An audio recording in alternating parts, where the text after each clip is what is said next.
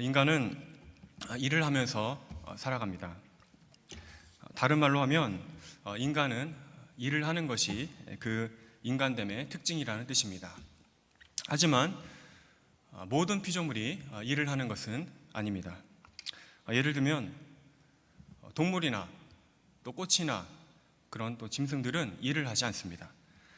그저 본능에 의해서 그냥 충실하게 본능에 따라 사는 것입니다. 좀 더 예를 들면 동물들은 우리가 볼 때 일을 하는 것처럼 보이는데 그 일은 배가 고프면 일을 합니다. 움직이고 먹이를 낚아채기 위해서 부지런히 일을 합니다. 그리고 어떻게 할까요? 배가 부르면 그 일을 쉽니다. 일을 하지 않습니다. 모든 동물들, 모든 피조물들은 그렇게 본능에 따라서 대부분 그렇게 살아갑니다. 본능이 그렇게 일을 하도록 지시하는 것입니다. 하지만 인간은 그렇지 않습니다. 인간은 이성적인 피조물이기 때문에 배가 고파도 일을 하고 배가 불러도 일을 합니다. 심지어는 일 자체에 함몰하여서 일에 중독되기까지 일을 합니다. 그래서 그렇게 열심히 본능이 아니라 그렇게 일 자체에 중독되어서 가정을 망치기도 하고 자기의 건강을 망치기도 할 때까지 그렇게 일을 하는 게 우리 인간입니다. 요즘에는 그게 더 심해진 것 같습니다. 요즘에는 은퇴라는 것이 없습니다. 10살도 안 되는 아이들도 일을 하고, 그리고 옛날에는 노인이라고 불렸던 60이, 60이 넘어간 사람들도 계속 일을 해야 됩니다. 그러한 일 중독의 시대, 그것이 우리의 삶입니다. 그러면 인간은 왜 이렇게 죽어라 일만 하도록 그렇게 되었을까요? 쉽게 말해서 속된 말로 그냥 일 안 하고 그냥 띵가띵가 그렇게 놀면서 즐기면서 인생을 살면 안 되겠습니까? 결론적으로는 결코 인간은 그렇게 될 수가 없습니다. 일을 해야 된다. 이것이 태초에 하나님이 우리 인간에게 주신 창조의 명령이기 때문입니다. 창세기 1장 28절은 이 사실을 정확히 말씀하고 있습니다. 한번 같이 창세기 1장 28절을 읽어보겠습니다. 하나님이 그들에게 복을 주시며 하나님이 그들에게 이르시되 생육하고 번성하여 땅에 충만하라. 땅을 정복하라. 바다의 물고기와 하늘의 새와 땅에 움직이는 모든 생물을 다스리라 하시니라. 아멘. 우리가 방금 읽은 이 창세기 말씀처럼 태초에 하나님께서는 우리 인간에게 명령을 주십니다. 천지를 창조하시고 인간에게 그저 이 모든 것들을 구경해라, 그냥 먹고 즐겨라, 이렇게 하지 않으셨습니다. 그러니까 생육하고 번성하라, 땅에 충만하라, 여기까지는 다른 피조물과, 그러니까 동물이나 식물이나 다른 피조물과 비슷한 내용들입니다. 그런 명령들입니다. 하지만 인간에게는 하나 더 추가된 명령이 있습니다. 그것은 땅을 정복하라 라는 말씀입니다. 땅을 정복하라는 말씀은 다른 말로 하면 땅을 다스리라는 말씀입니다. 모든 생물을 우리 인간이 다스려야 한다는 것입니다. 한마디로 인간에게 일거리를 주신 것입니다. 땅을 정복하려면 땅에 관한 모든 것들을 알아야 합니다. 그리고 땅을 정복하려면 세상에 대한 모든 것을 잘 이해해야만 합니다. 이런 일들은 그러니까 그저 먹고 노는 것으로는 되는 게 아니고 부지런히 연구하고 공부하고 그렇게 해서 얻어져야 하는 것입니다. 모든 생물을 인간이 다스리려면 하나님의 권위에 걸맞는 그런 신적인 권위와 지식과 능력을 가져야만 합니다. 예컨대 하나님은 우리 인간에게 일거리를 주셨는데 그것은 하나님의 청지기로서 하나님의 권위를 가지고 이 세상을 잘, 창조 세계를 잘 정복하고 다스리도록, 통치하도록 그 일을 주신 것입니다. 이것이 우리 모든 인간의 주된 일거리, 다른 말로 하면 노동입니다. 이것은 아담이 타락한 직후에도 다시 한번 확인이 됩니다. 인간이 타락했다고 해서 하나님께서 야, 넌 됐다, 일하지 마라 이렇게 하고 처리한 것이 아닙니다. 오히려 그 노동의 강도가 더 무겁게 됩니다. 창세기 3장 17절 말씀입니다. 같이 한번 읽어보겠습니다. 3장 17절입니다. 아담에게 이르시되 내가 내 아내의 말을 듣고 내가 내게 먹지 말라 한 나무의 열매를 먹었은즉 땅은 너로 말미암아 저주를 받고 너는 내 평생에 수고하여야 그 소산을 먹으리라고 했습니다. 아멘. 일에 대한 명령, 그러니까 그런 노동에 대한 명령이 없어진 게 아니고 더 중해졌습니다. 무거워졌습니다. 평생에 수고해야 그걸 먹을 수 있다라고 말합니다. 그러니까 창조 세계를 다스리게 하신, 처음에 다스리게 하셨던 그 축복된 그 일과 노동이 타락으로 말미암아 고통과 저주로 그 성격이 변해버렸습니다. 하지만 인간이 타락했다고 해서 그런 인간의 모든 고통과 저주의 그런 환경에 우리가 놓여있다 할지라도 우리가 살아가는 모든 생업들이 다 그렇게 저주받은 것은 아닙니다. 그러니까 똑같은 일을 할지라도 그것이 하나님께 영광이 되는 일이라면 그것은 영광스러운 일입니다. 그리고 그 똑같은 일을 하더라도 하나님께서 그것을 거룩하게 하신 일이라면 그것은 거룩한 일입니다. 오늘 본문이 바로 이러한 사실을 우리에게 알려줍니다. 우리는 이 본문을 통해서 이것을 확인할 수 있습니다. 오늘 요한복음 5장 말씀에 보면 예수님께서 일하신다라는 표현이 나옵니다. 본문 17절 말씀입니다. 한번 같이 읽어보겠습니다. 예수께서 저희에게 이르시되 내 아버지께서 이제까지 일하시니 나도 일한다 하시매. 예수께서 저희에게 이르시되 내 아버지께서 이제까지 일하시니 나도 일한다. 지금 예수님께서는 일하신다고 하십니다. 예수님이 누구십니까? 하나님이신 그분이신 예수님이 일을 하신다는 겁니다.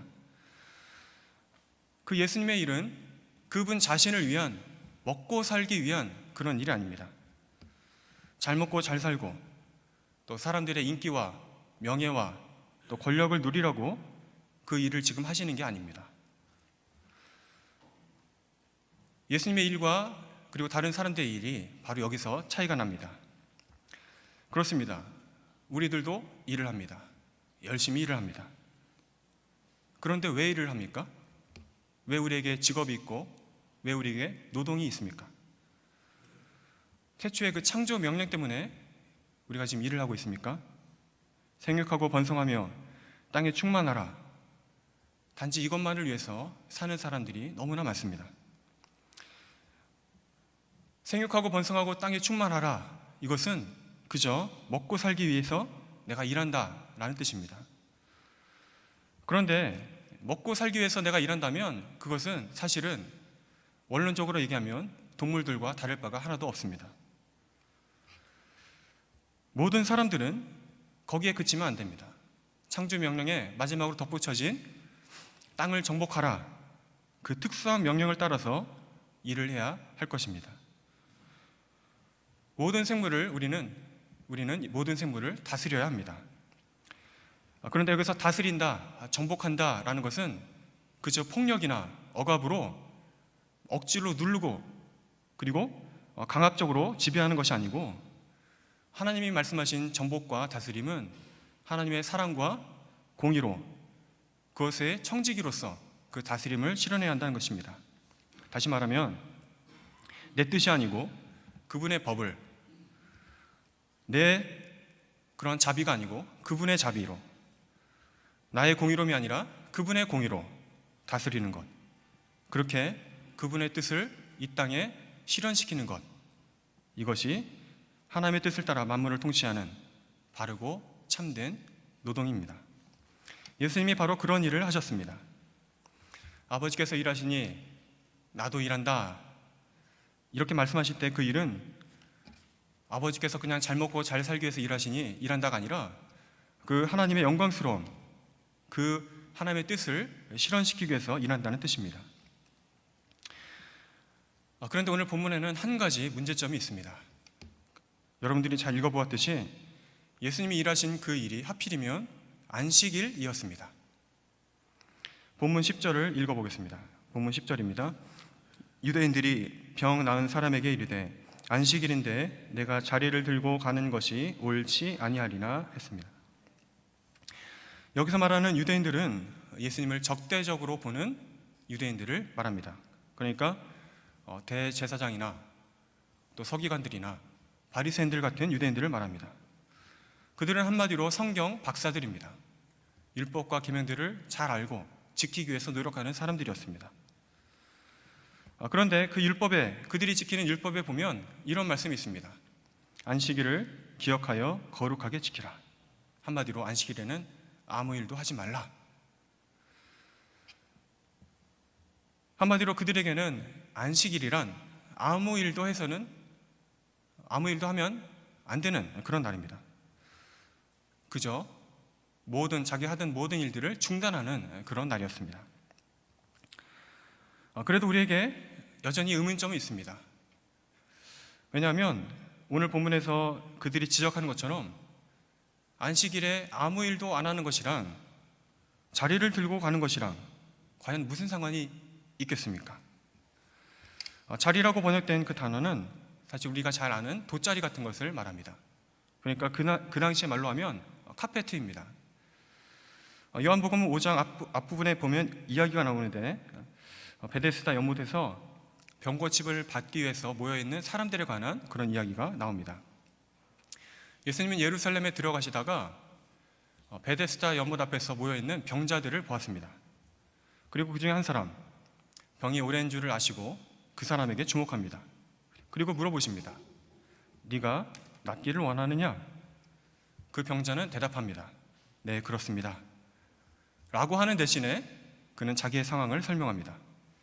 어떻게 설명하냐면 사실 나는 병고침을 받고 싶은데 다른 사람들이 먼저 뛰어가는 바람에 나를 그 연못에 놓아줄 사람이 없다. 이런 대답이었습니다. 사실은 이 대답이 간절히 정말 병고침을 받고 싶다라는 그런 대답입니다. 예수님은 그 말씀을 들으시고 8절 말씀에 있는 것처럼 일어나서 내 자리를 들고 걸어가라 라고 하셨습니다. 이제 어떻게 되었을까요? 안 읽어보았지만 그 사람이 일어났습니다. 자리를 들고 걸어갔습니다. 병고침을 받은 것입니다. 그리고 그날은 하필이면 안식일이었습니다. 그러니까 그 병자가 한 일은 무엇일까요? 그냥 자리를 들고 일어나서 걸어간 일, 그거 하나입니다. 그 병자가 한 일은 자기 생업을 위해서, 먹고 살기 위해서 그렇게 일하고 걸어간 게 아닙니다. 다시 말하면 예수님의 명령, 일어나 자리를 들고 걸어가라 하는 그 명령, 즉 하나님의 명령에 순종했을 뿐입니다. 즉 그러니까 그 병자는 하나님의 뜻을 드러내고 그분을 영화롭게 하는 그런 일을 한 것입니다. 그런데 이 일을 유대인들이 다 지켜보았습니다. 보기는 보았는데 그들이 본 것은 그 병자가 병이 고쳐진 것을 본 것이 아니고 그가 자리를 들고 걸어간 것을 보았습니다. 그리고 안식일에는 쉬어야 되는데 일을 한다고 그렇게 비난합니다. 그들은 아마 예레미야의 말씀을 근거로 들었을 것입니다. 우리도 다 같이 예레미야 17장 말씀을 한번 찾아 읽도록 하겠습니다. 다 찾으셨군요. 저보다 빨리 찾으셨네요. 예레미야 17장 21절부터 22절 말씀 같이 한번 읽어보겠습니다. 시작. 여호와께서 이와 같이 말씀하시되 너희는 스스로 삼가서 안식일에 짐을 지고 예루살렘 문으로 들어오지 말며 안식일에 너희 집에서 짐을 내지 말며 어떤 일이라도 하지 말고 내가 너희 조상들에게 명령한 같이 안식일을 거룩히 할지니라. 아멘. 여기서 말하는 22절에 반하면 안식일에는 너희 집에서 짐을 내지 말라. 그리고 21절에도 안식일에 짐을 지고 예루살렘 문으로 들어오지 말라. 이렇게 말합니다. 그런데 여기서 말하는 짐이라는 것은 한마디로 장사를 위해서 들고 다니는 짐을 의미합니다. 이러한 비슷한 장면이 느헤미야 13장에도 나옵니다. 거기서 느헤미야 13장에서 느헤미야가 안식일에는 성문을 닫으라 이렇게 명령하니까 외부 사람들이 어떻게 했냐면 자기 짐을 들고 다 성문 밖에서 노숙을 합니다. 그래서 제일 먼저 자리를 차지하려고 이렇게 기다렸던 거죠. 그리고 성문이 열리면 성문이 열리면 그 성 안에 들어가서 장사를 하려고 했던 것입니다. 그래서 느헤미야는 그것을 보고 불같이 화를 내면서 다시는 오지 말라고 이렇게 엄히 경고합니다. 그때 말하는 짐을 말합니다. 그런데 오늘 병자가 들고 간 짐은 그런 장사를 위한 짐이 아닙니다. 그냥 자기 자리입니다. 카페트입니다. 그냥 누워 있으려고, 병고침 받으려고, 기다리려고 가져온 그 짐입니다. 그런데 그 당시에 유대인들은 장사든 뭐든 그냥 뭔가 들고만 있으면 그것을 다 짐이라고 했습니다. 뭐 들고 가기만 하면 안식일을 어겼다고 그렇게 막 비난을 해댔습니다. 그렇게 정죄한 것입니다. 그리고는 그 병자에게 이렇게 물어봅니다. 네가 안 그랬다면 누가 그 짐을 들고 가라고 했냐? 이렇게 막 다그치고 있습니다. 그 사람이 이제 13절 말씀에서 이렇게 대답합니다. 고침을 받은 사람이 그가 누구인지 알지 못하니 이는 거기 사람이 많으고 예수께서 이미 피하셨습니다. 그러니까 그 사람 말이 전 누군지 모르겠습니다. 아무튼 그런데 그 사람이 나보고 그렇게 얘기했습니다.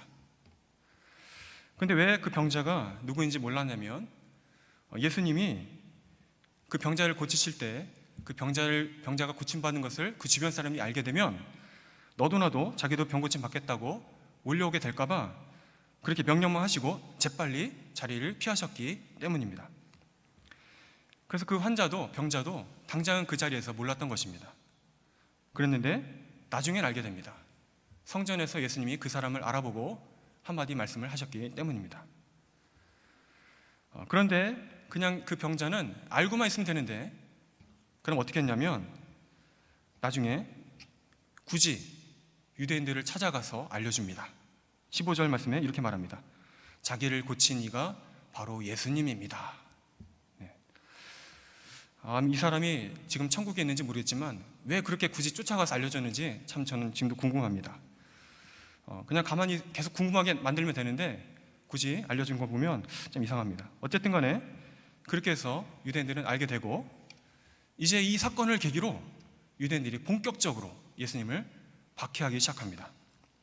그러니까 그 전까지는 단지 경계하고 미워하는 수준이었는데 이제 이 사건을 계기로는 본격적으로 그를 이제 죽이려고 드러내놓고 그 사람과 친하게 지내거나 그 사람의 제자가 되거나 그런 사람들은 다 같이 죽일 거다 이런 식으로 경고하면서 이렇게 예수님을 죽이는 데까지 그렇게 미워하는 마음이 커진 것입니다. 결국 오늘 이 본문에는 우리가 잘 보았듯이 두 가지의 가치가 충돌하고 있습니다. 하나는 안식일에 쉬어야 한다는 가치이고 다른 하나는 안식일에도 일할 수 있다라는 가치입니다. 어느 것이 옳으냐? 이 둘은 다 성경적인 증거들입니다. 다 하나님의 말씀이라는 뜻입니다. 하지만 우리가 보기에는 이 모순 같은 이 두 가치가 예수님이 행하실 때는 하나로 완전히 통합이 되었습니다. 참으로 예수님께서는 안식일에는 쉬어야 한다는 가치와 또 안식일에도 일할 수 있다는 그 가치를 몸소 보여주셨습니다. 특별히 예수님은 안식일에도 일할 수 있다라는 그것을 아버지께서 일하신다는 사실을 근거로 말씀하십니다. 그러므로 우리는 여기서 아버지께서 일하신다라는 말이 무슨 뜻인지 잘 이해합니다. 그러면 안식일에도 일하시는 그 하나님의 일이 무엇인지 알게 됩니다. 많은 이야기를 지금 다 드릴 수는 없지만 간단히 말씀드리면 그 일, 하나님의 일, 아버지께서 일하신다는 그 일은 한마디로 하면 그 하나님 자신, 그분 자신의 영광스러움을 중단할 수 없다는 것입니다. 그 영광스러움이 중단되지 않는다는 것입니다. 요컨대 하나님의 영광은 안식일에 중단되는 것이 아닙니다. 이날은 안식일이니까 하나님의 영광됨이 중단된다 이런 것이 아닙니다. 그분은 어제나 오늘이나 내일이나 영원토록 영광스러운 분입니다. 그리고 영광 받으시기에 합당하신 분입니다. 그 일은 쉬지 않습니다. 중단되지 않습니다. 또 다른 하나는 하나님의 일은 모든 피조물들에게 생명을 주시는, 생명을 공급하시는 그 일을 중단하지 않는다는 것입니다. 생각해 보십시오. 만약에 하나님께서 안식일이라고 해서 모든 피조물들에게 생명을 주는 일을 중단하신다면 피조물들이 어떻게 될까요? 그가 만드신 피조물들에게 생명을 공급하시는 일을 중단하게 된다면 피조물들은 다 죽게 될 것입니다. 한순간에 이 세계는 멸망해 버릴 것입니다. 좀 더 예를 들어서 안식일이라고 해서 태양이 멈춰버리고 안식일이라고 해서 우리 심장이 멈춰버리면 어떻게 될까요? 딱 24시간만 참으면 될까요? 그렇지 않습니다. 그 순간 죽습니다. 또 예를 들어서 안식일이라고 해서 모든 임산부들이 아기를 잉태해야 되는데 그 생명을 잉태하는 일이 중단된다면 어떻게 될까요? 끔찍한 일이 될 것입니다. 아기들도 다 죽고 임산부들도 다 죽을 것입니다. 또 안식일이라고 해서 의사가 환자를 열심히 살리고 있는데 하나님께서 아무리 해도 그 환자를 그냥 죽여버리신다면 어떻게 되겠습니까? 의사의 수고는 헛된 수고가 될 것입니다. 그러면 우리는 지금도 하나님께서 여전히 일하신다는 사실을 기억해야 합니다. 그분은 지금 이 순간에도 모든 피조물들에게 생명을 주십니다. 생명이 유지되게 하시며 그것을 공급해 주십니다. 특별히 구원에 관한 생명, 지금 이 순간에도 구원을 얻는 사람들이 생기고 지금 이 순간에도 복음이 전해지고 있는 것입니다. 그리고 지금 이 순간에도 그를 통해서 하나님께서 영광 받으시기에 합당한 분이 되시는 것입니다. 바로 예수님께서 그런 일을 하셨습니다. 예수님은 안식일이라고 해서 일을 중단하지 않으십니다. 그것이 바로 아버지께서 일하시니 나도 일한다 라는 말의 의미입니다. 그렇다면 여러분들은 예수님처럼 지금도 일을 하고 계십니까? 여러분들은 지금 무엇을 위해서 일을 하고 계십니까? 단지 먹고 살기 위해서 일을 하면 거기에 그치면 안 될 것입니다. 가정주부들도 가사를 전념하는 아이들을 양육하는 그 주부들도 하나님의 영광을 위해서 일을 하는 것입니다. 학생들도 다 하나님의 영광을 위해서 일을 하는 것입니다. 사업을 하든 직장을 다니든 모두가 다 하나님의 영광을 위해서 일을 해야 할 것입니다. 그 일에는 빈부 귀천의 차이가 없습니다. 결국 우리 모든 하나님의 백성들은 그 예수님의 본을 따라서 일을 하는 사람들입니다. 안식일은 그저 아무 일도 하지 않는 그런 날이 아닙니다. 오히려 반대로 일을 하는데 예수님처럼 일을 하는 날입니다. 안식일의 초점은 지금도 유대인들이 철저하게 지키고 있는 것처럼 무활동, 무노동 그런 날이 아닙니다. 안식일은 바르고 참된 일을 하는 날입니다. 평일에는 바빠서 그리고 힘들어서 하지 못했던 그 바르고 참된 일을 할 수 있도록 하는 것이 안식일을 주신 그 본래의 목적입니다. 또 그 바르고 참된 일은 비단 안식일만의 일이 아닙니다. 우리는 평일에도 그 창조 명령에 따라서 일을 해야 할 것입니다. 열심히 일을 하는 것은 우리 인간의 모든 본분입니다. 그런데 그 노동은 궁극적으로 하나님의 영광을 위한 노동이 되어야 할 것입니다. 그러니까 우리의 노동 현장이 하나님의 영광을 드러내는 현장이 되어야 할 것입니다. 그래서 안식일이 있는 것입니다. 일을 잊지 않도록 도와주기 위해서 안식일이 있는 것입니다. 이제 신약 시대를 살아가는 우리들에게는 안식일은 사라지고 주일이 생겼습니다. 하지만 그 원리나 그 정신은 지금도 동일합니다. 안식일이나 주일이나 또 다른 평일들이나 모든 날들은 하나님께 영광을 돌린다는 점에서 동일하게 살아야 할 것입니다. 즉 안식일이나 주일은 엄밀히 말하면 주로 예배를 통해서 하나님께 영광을 돌리는 날이 될 것입니다. 그리고 나머지 날들은 우리에게 허락하신 생업들, 직업들을 통해서 하나님께 영광을 돌리는 날이 되어야 할 것입니다. 그러니까 하나님께 영광 돌린다는 점에서는 모든 날들이 본질적으로 같습니다.